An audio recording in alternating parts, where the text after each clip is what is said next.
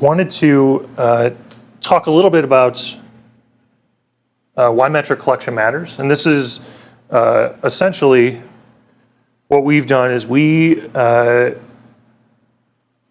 back in June, we did an interview with a number of VMUG members. I think we talked to over 400, and specifically asking questions about their monitoring environment, some of the challenges that they had, and then how they were using it, how they were implementing their monitoring strategy. And these are 4 things, just to give you a little bit of background. These are 4 items that we think about when we talk about dimensional data in monitoring. We talk about having a universal data language. So this is basically just saying, do we have the same data across all of our platforms that's available? So that's if you're using multiple monitoring solutions, that you can get that data in each one and it's the same. You're not collecting it in a different way, that you're using something similar, that is not siloed. Next, we talk about internal relationship links. So this is if we have, once you get to a certain level of depth, a certain level of depth monitoring a specific technology, you're going to break that into different components. So if we're talking about a Kubernetes cluster, you're going to have a lot of different components. It's going to have nodes and pods and master-slave controllers. And each one of those is going to have its own metrics associated with it. But we also need to know how they relate to each other. So if you don't have that context, it becomes more difficult to understand what's going on in your environment. The next is external relationship metadata. So not just at the component level, but like I mentioned earlier, let's say it's a database to a virtual machine or to an EC2 instance, and then to the underlying infrastructure. Being able to relate those one to another has a huge impact on your ability to take action. And then finally, something we call supermetrics, which is really just beyond the raw metrics. It is taking kind of key performance indicators and pulling together data that allows you to get a realistic and meaningful health for each one of your components, and then how that health relates to different pieces within your environment. I have a question on the internal and external relationship pieces. So earlier on you mentioned you guys can visualize or understand common threads between system interdependencies, right? Yeah. You see the linkage and you can find it. From an operational and incident management perspective, do you guys do any sort of advanced correlation or event-based triggers that say, we see these things happening, right? Mm-hmm. We visualize it all. Is there forecasting, trending, kind of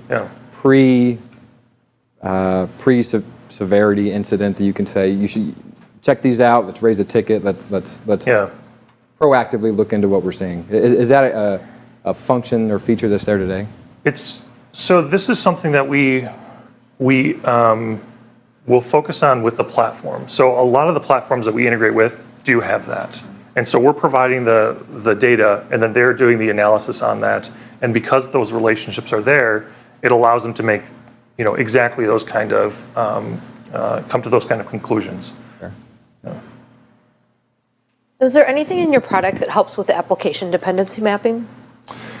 Yeah, so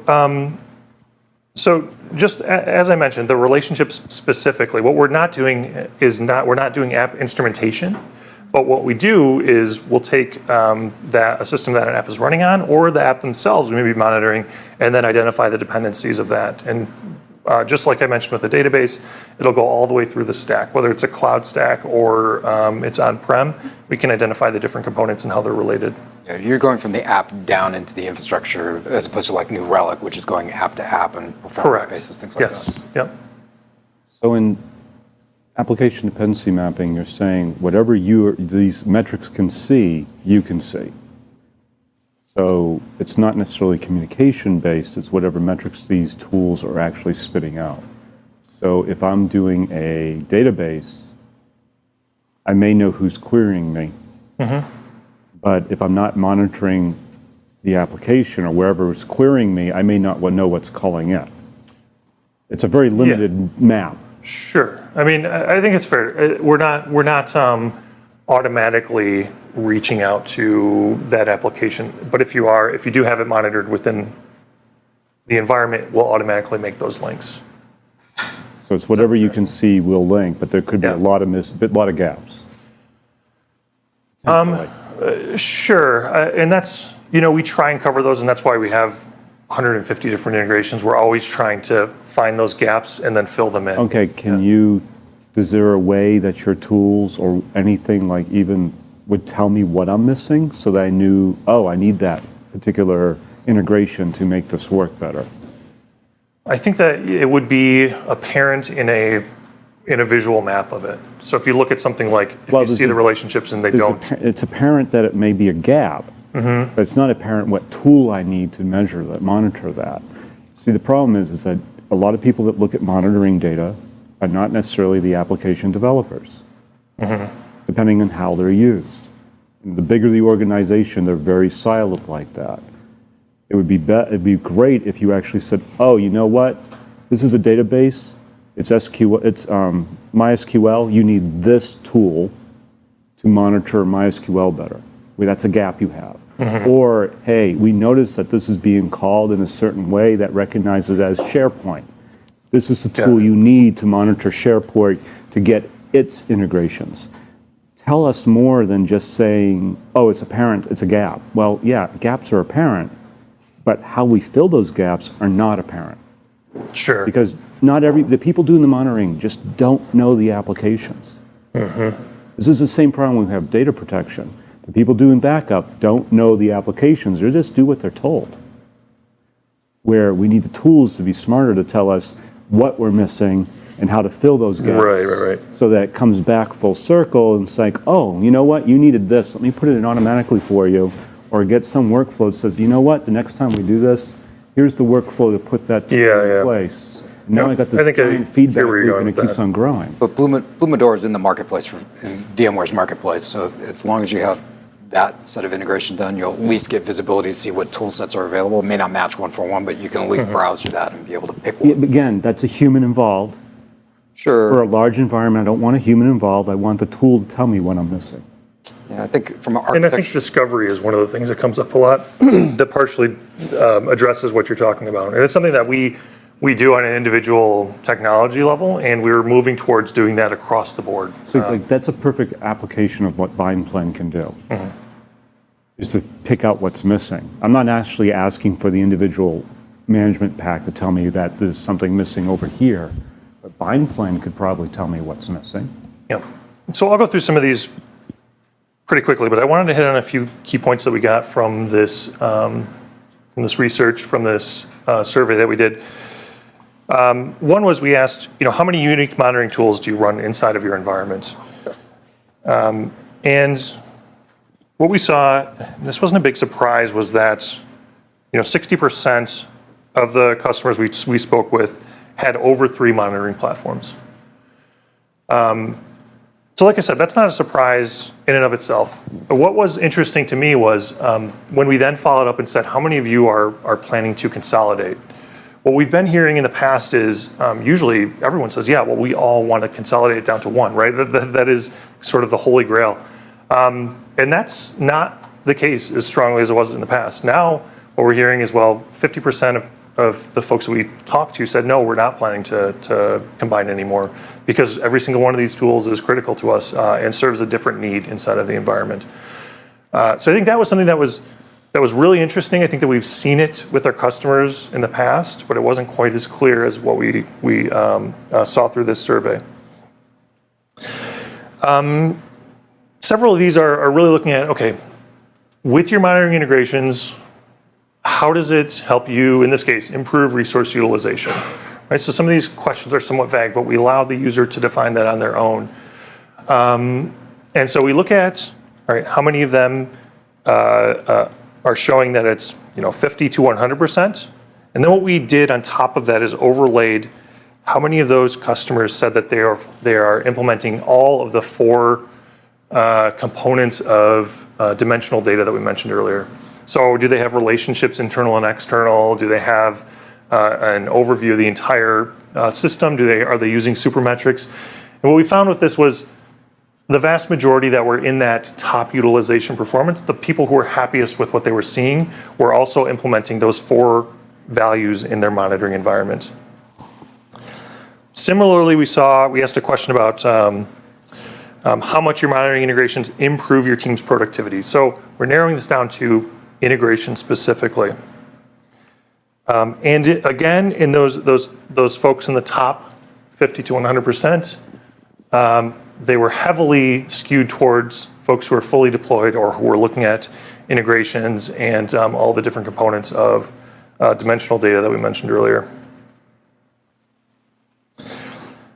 Then when we finally asked cost savings, and so this is quite a range of companies. You know, some of them were, well, I think everyone was over 500 employees, but there was a range from there. Some of them were smaller, some of them were significantly larger.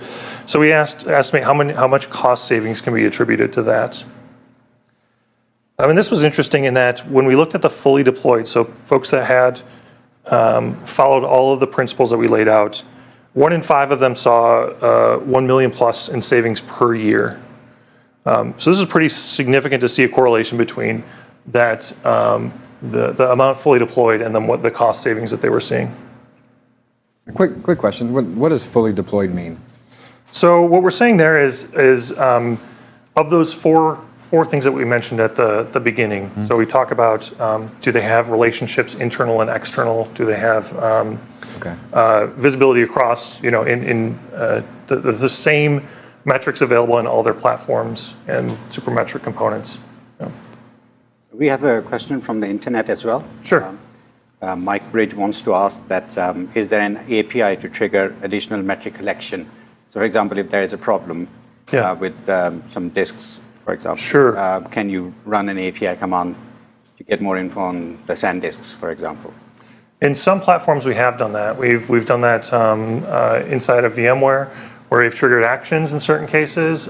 We've also had situations where we can trigger for database monitoring. If you want to do something like build out a query plan, well, that can be an expensive thing, so we can't do that every collection. But what we allow the user to do is go in and request a special collection where they get a query plan for a query map for a specific query on demand. So there's API access. So yes.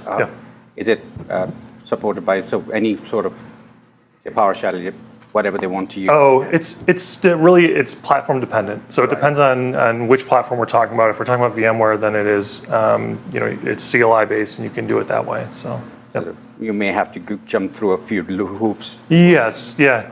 Okay. So, but the majority of what we're doing is monitoring focused, and so it's not pushing over into automation. But I guess it comes from the fact from the point that because you could control exactly what you're monitoring, or not monitor. Sure. So I guess the question means that typically you wouldn't be monitoring something, but then ad hoc basis you can enable something. So yes, that's actually, I think I may have missed part of the question. Yeah, so with BindPlane, for example, and with a lot of our solutions, customers have massive environments, and so it's not realistic to do manual configuration of everything there. And so wherever possible, we have an API as well alongside it that will allow you to give it a list, for example, or a standard pattern, and it'll automatically configure those for you. I guess it also is useful in the sense that when you, for example, have certain recipes, I guess, so which you can enable ad hoc when you want to monitor something for a period of time, switch it off. Yes. So it's exactly. So you can create those in advance. Right. For troubleshooting purposes. Yeah. In fact, our DevOps team, we do this so often internally because we're testing, hundreds of different technologies. We need to turn them on and off, automate them, setting them up. So they built their own, for VMware specifically, a VROps CLI tool that would allow them to do that specifically. And that's available to all of our customers. Yeah. Right, thank you. Yeah.